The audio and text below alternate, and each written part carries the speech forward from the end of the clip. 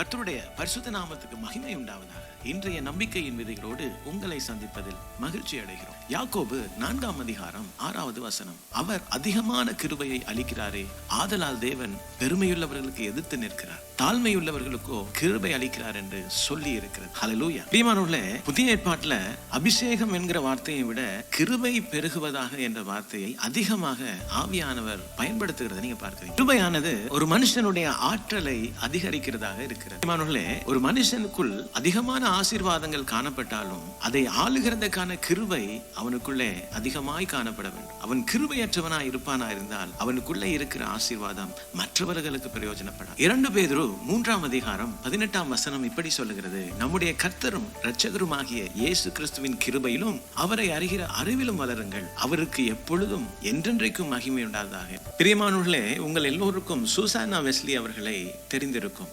John Wesley அவர்களுடைய தாயார் 16ஆம் நூற்றாண்டிலே பிறந்தவர். 19 குழந்தைகளை அவர் பெற்றெடுத்தார். இந்த 19 குழந்தைகளையும் கர்த்தருக்குள் வளர்க்கிறதுல மிகுந்த சிரத்தையை அவர் எடுத்துக்கொண்டார். அதோடு கூட இந்த 19 குழந்தையையும் வைத்துக்கொண்டு அவருக்கு தனியாக ஒரு ஜெபாரையில போய் ஜெபிக்க முடியாது. மாறாக தன்னுடைய சமையல் அறையில அவர் முக்காட்டை எடுத்து போடும் பொழுது பிள்ளைகள் எல்லாம் அறிந்து கொள்ளும், அம்மா ஜெபிக்க போறாங்க. Praise the Lord. கர்த்தருடைய பரிசுத்த நாமத்துக்கு மகிமை. அப்படி அவர் முக்காட்டை எடுத்து போட்டு ஆண்டுடைய சமூகத்தில் இருந்து ஜெபிக்கும் பொழுது அந்த கிருபை அவர்களுக்குள்ளே பெருகியது.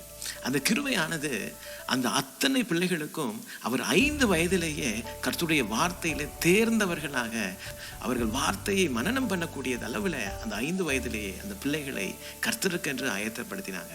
அதோடு கூட ஜான் வெஸ்லி அவர்களுடைய ஊழியத்துக்கு நேரடியான தாக்கத்தை ஏற்படுத்தின ஒரு தாய் என்று இவரை நாங்கள் சொல்லலாம். பிரியமானவர்களே, இன்று நாங்கள் அநேக காரியங்களே ஆசீர்வாதத்தை தேடுகிறவர்களாய் காணப்படலாம். ஆசீர்வாதம் அல்ல, நமக்கு கிருபையே அதிகமாய் அவசியப்படுகிறது.